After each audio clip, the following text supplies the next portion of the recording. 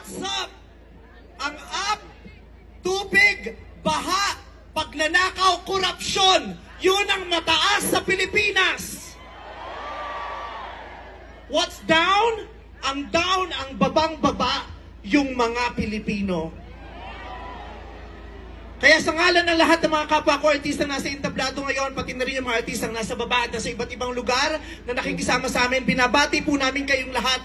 Mabuhay kayo, mga kapwa namin Pilipinong nanakawan ng gobyerno. Mabuhay kayo. Yan ang pagbati natin sa isa't isa.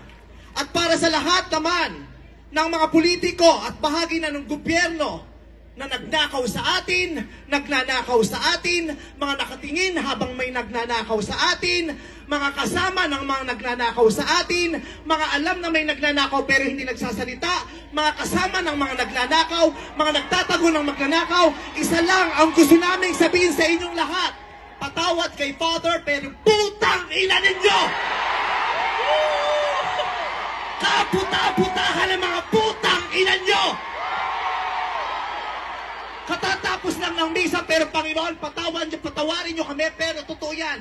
Ito ang wika ng lahat ng mga Pilipinong ninakawan, putang ina nyo! Putang ina nyo! Putang ina nyo! Putang ina nyo! Putang ina nyo!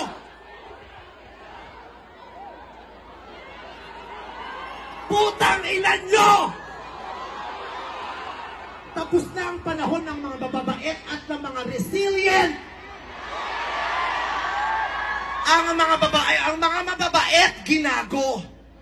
Ang mga resilient, tinarantado.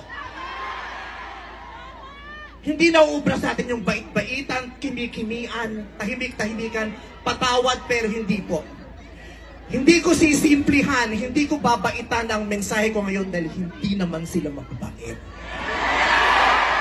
Sa katunayan, mga hayop sila.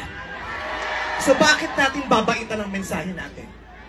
Hindi natin kakalmahan ang mga salita at kilos natin dahil deserve nila ang galit, ang pikon at poot ng mga nanakawang Pilipino. Hindi tayo pwedeng kumalma. Hindi pwedeng iiyak lang.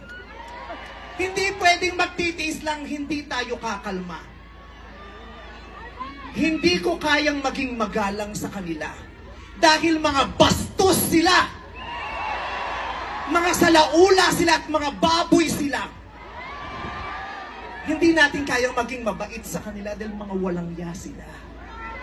Hindi pwede. Hindi pwede. Yung mabait ka lang, mabuting asal ka. Hindi uubra sa kanila ang mabuting asal at mabait lang kasi nga mga demonyo sila. Kaya tama yan. Sumigaw lahat ng galit. Lahat ng galit na galit. Ang hindi matatapos ang galit bukas. Ang iparirinig ang galit hanggang hindi makulong ang mga putang inang magnanakaw.